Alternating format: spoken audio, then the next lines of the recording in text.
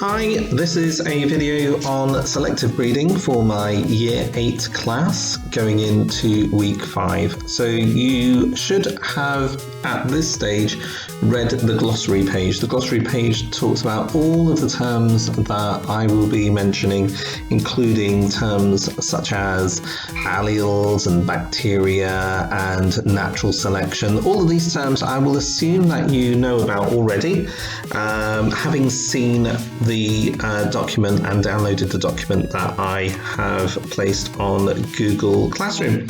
So just a quick summary as to what it is that you're going to be taken through on this video. What is selective breeding, which is also known as artificial selection? How is selective breeding, also known as artificial selection, different to natural selection?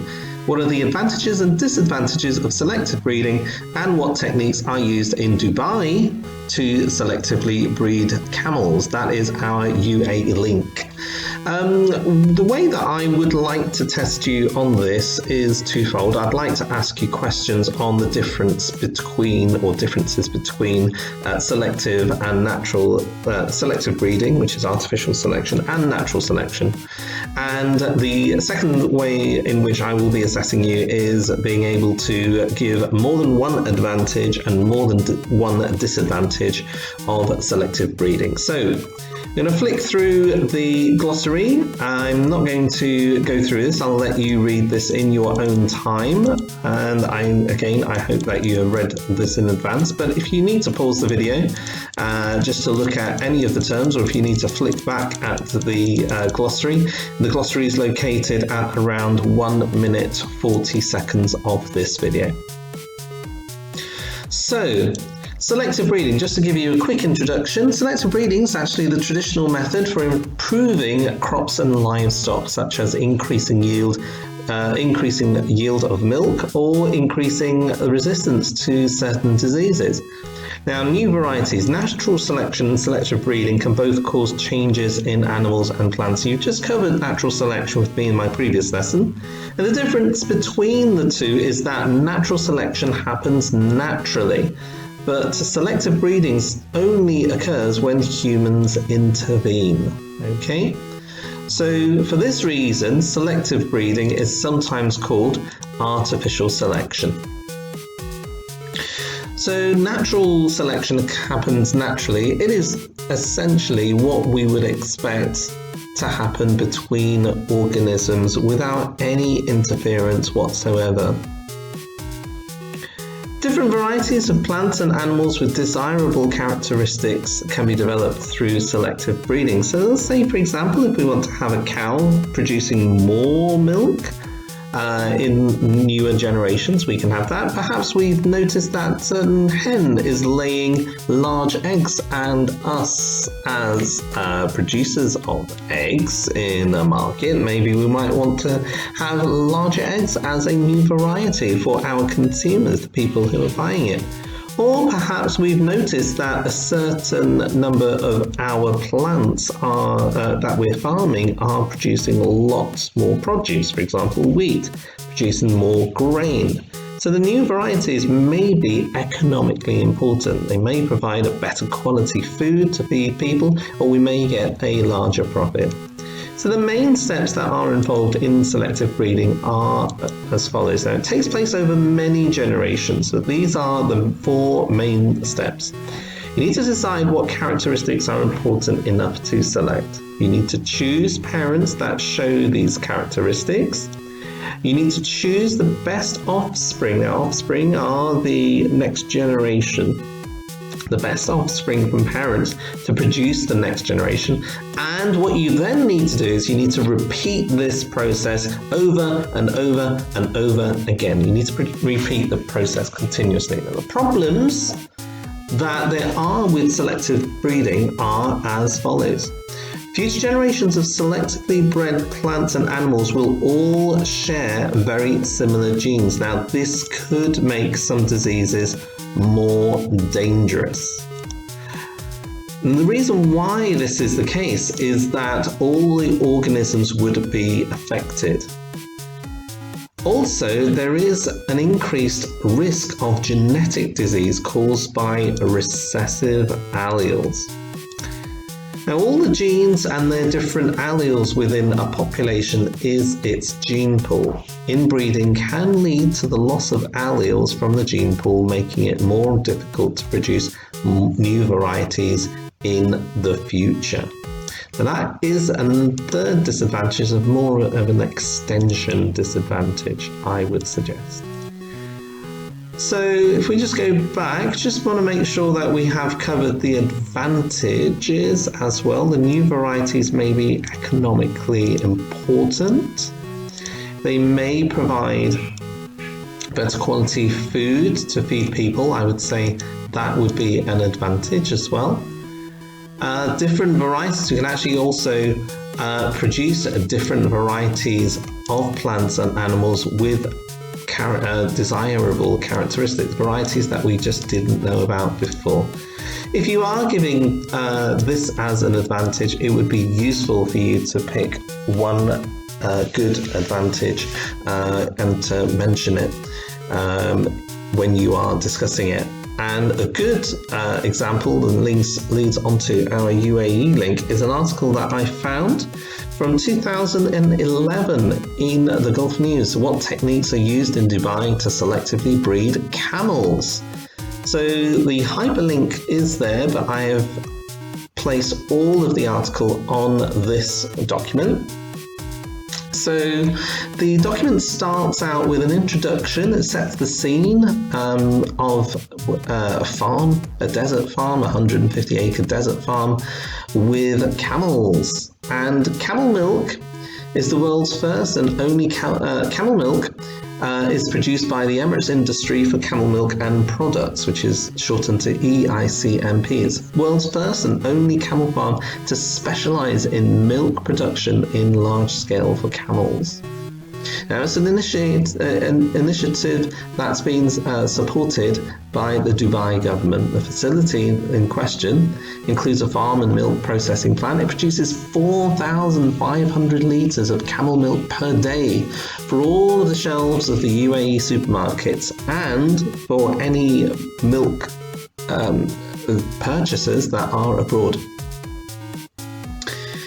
Now, not only does it produce camel milk, but it also helps promote camel milk products such as cheese and yogurts, and it's been sold at and has been sold at reduced rates to encourage residents to adopt taking up camel milk instead of cow milk. So the article talks about the farm and veterinary sections run by two doctors, Dr. Judith Juhaz, the chief veterinarian, and Dr. Peter Nagy, the farm manager, who have over a decade of experience in camel breeding and embryo transfer. They're very passionate about their jobs. They actually can recognize their favorites in the herds that they have just by looking at the camels, and they just say, well, you just learn to distinguish between the camels with time. Carrot snacks are very popular with camels. The ancient practice of camel milk drinking is something that they want to try and promote. However, it's not without hurdles. And in markets where cow milk dominates, it's a real challenge to have the product compete and remain feasible as a business. Cows can produce up to 40 litres of milk a day and about one calf a year on average. And camels only produce 7 litres of milk a day and one calf every 2.5 years in a pregnancy that takes place over 13 months. So it is a challenge. So in order to work around the bigger challenges of a longer pregnancy, a more infrequent pregnancy, and less camel milk production compared to cow milk production per day, what they do is they have a selective breeding process that involves making one milk-producing mother have multiple offspring through surrogate mothers, which it develops with the cooperation of Dubai's Camel Reproduction Centre. So here is the process. It involves having a high milk-producing female camel produce more egg cells by being injected with a female hormone. So the female's then mated with a selected male or bull, and once the female's eggs are fertilized, they're removed from its uterus through a non-surgical technique which is known as flushing. The veterinarians then identify the embryos under a microscope. They clean them. They manually inject each directly into a surrogate mother's uterus using a catheter. Now, catheter is a very thin tube. Now, what then happens is 6 in 10 of such cases result in pregnancy. So the eggs are grown in one mother, then they're flushed out using a non-surgical technique. Then they're cleaned. After they are removed from the uterus, they are then identified, they're cleaned, they're manually injected each into a surrogate mother, and as a result, the success rates are 6 out of 10 cases that result in a pregnancy. So you get more offspring. Now, with flushing, they say we get out all the embryos. If we take 10 embryos, we transfer them into 10 surrogate mothers. And remember, 6 of them will result in pregnancies. Now, the procedure ensures that one high-producing mother can have up to 10 offspring instead of 1, and it speeds up this breeding process, makes the farm more efficient.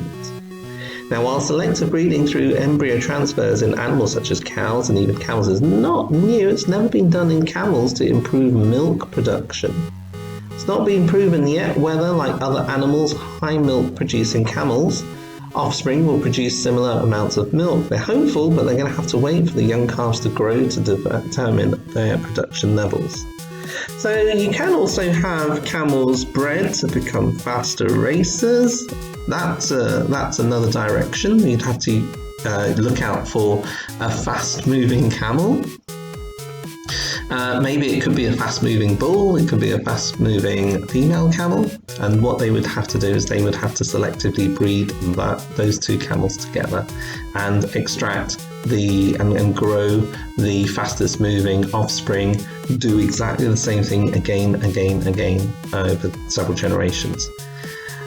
So through selective breeding, the vets hope to improve milk production every generation. 14 special calves of those that was born as a result of the procedure. They've got 50 surrogate. Surrogate is a camel that's adopting and growing a brand new camel, a baby camel inside its tummy.